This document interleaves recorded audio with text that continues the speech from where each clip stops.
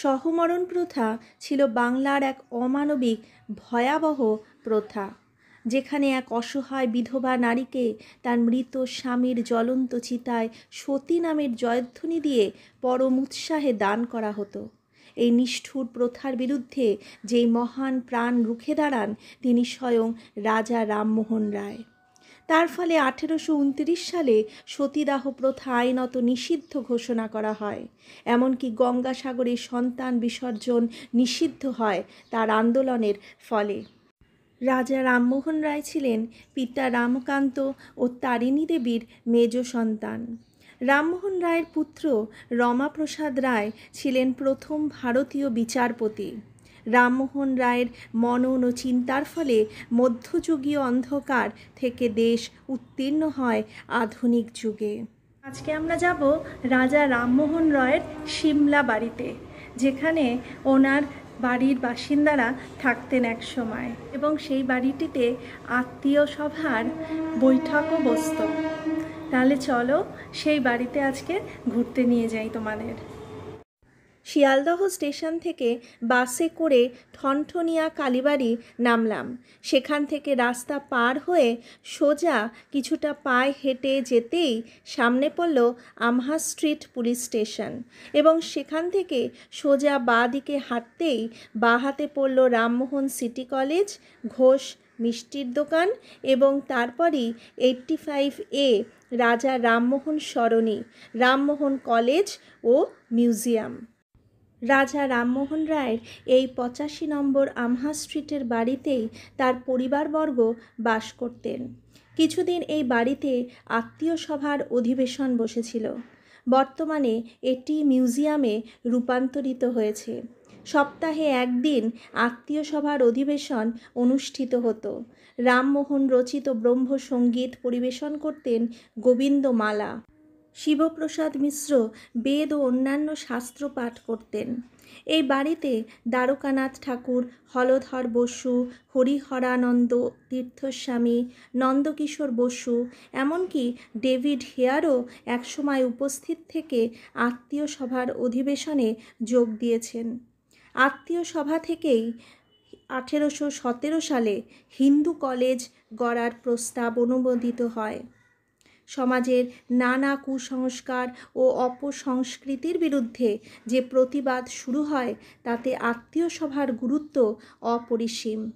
এমনকি বাবু কালচারের বিরুদ্ধেও প্রথম সংগঠিত প্রতিবাদ আসে রামমোহন রায়ের আদর্শে গড়ে ওঠা নব্য ইংরেজি শিক্ষিত মধ্যবিত্ত সমাজ থেকে। 3 তলা বাড়ির দোতলাতেই আছে মিউজিয়াম, এবং 10 টাকা মূল্যে তোমরা পুরো মিউজিয়াম ঘুরে দেখতে পারবে।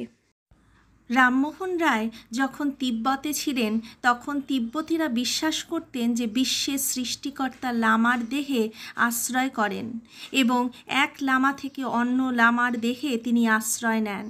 রামমোহন এই অবতারবাদের প্রতিবাদ করলে তিব্বতী পুরুষেরা তার প্রাণনাশে উদ্যত হন। তিব্বতী নারীরা এ সময় তাকে সমস্ত বিপদ থেকে রক্ষা করেন। এই অভিজ্ঞতাই রামমোহন রায়কে জীবনভর নারী জাতির প্রতি শ্রদ্ধাশীল রেখেছিলেন।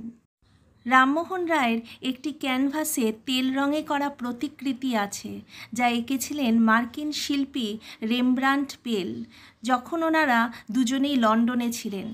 এই ঘটনার 1.5 মাস বাদে রাজা রামমোহন রায় শেষ নিঃশ্বাস ত্যাগ করেন। সেই সঙ্গে ছবিটিও হারিয়ে যায়। 1999 সালে পিবডি এসএস মিউজিয়াম ওই ছবিটি কোনো ব্যক্তিগত সংগ্রহ থেকে গ্রহণ করে। সেই ঐতিহাসিক ছবিটির অবলম্বনেই নতুন করে আঁকা একটি প্রতিকৃতি এই আমহা স্ট্রিট প্রদর্শনশালাতে রয়েছে। এছাড়া এই প্রদর্শনশালাতে ওনার ব্যবহৃত সামগ্রী, ব্রহ্মসঙ্গীতের বাদ্যযন্ত্র, একটি লাইব্রেরি যেখানে নানান দুষ্প্রাপ্য নথিপত্র বই রাখা আছে। এই মিউজিয়ামে ওনার মৃত্যুর পর ওনার মুখের ছাঁচের প্রতিরূপ রাখা আছে, যেটির আসলটি রয়েছে বঙ্গীয় সাহিত্য পরিষদে। এই বাড়িটি ছাড়াও মানিকতলার বাগানবাড়ি তার প্রথম ঠিকানা ছিল কলকাতায় ফেরার পর 1815 খ্রিস্টাব্দে।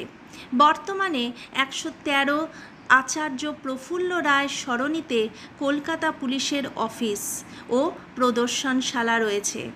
ওই বাড়িতেই আত্মীয় সভা স্থাপিত হয় ও তার প্রথম অধিবেশনগুলি হয়। রাজা রামমোহন রায় ছিলেন ভারতের আধুনিক যুগের জনক।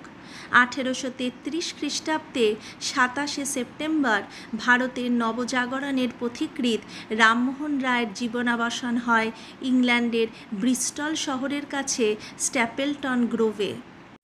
এই বাড়িটি ভালো করে দেখতে গেলে মোটামুটি 2 ঘন্টা মতো সময় লাগে। আমরা দেখার পর সামনেই ঘোষ মিষ্টির দোকান ছিল, সেখান থেকে মিষ্টি কিনে খেয়ে নিলাম। আজকের ভিডিওটি তোমাদের কেমন লাগলো অবশ্যই জানিও আমাদেরকে। আজকের মতো টাটা, বাই বাই, ভালো থেকো সবাই তোমরা।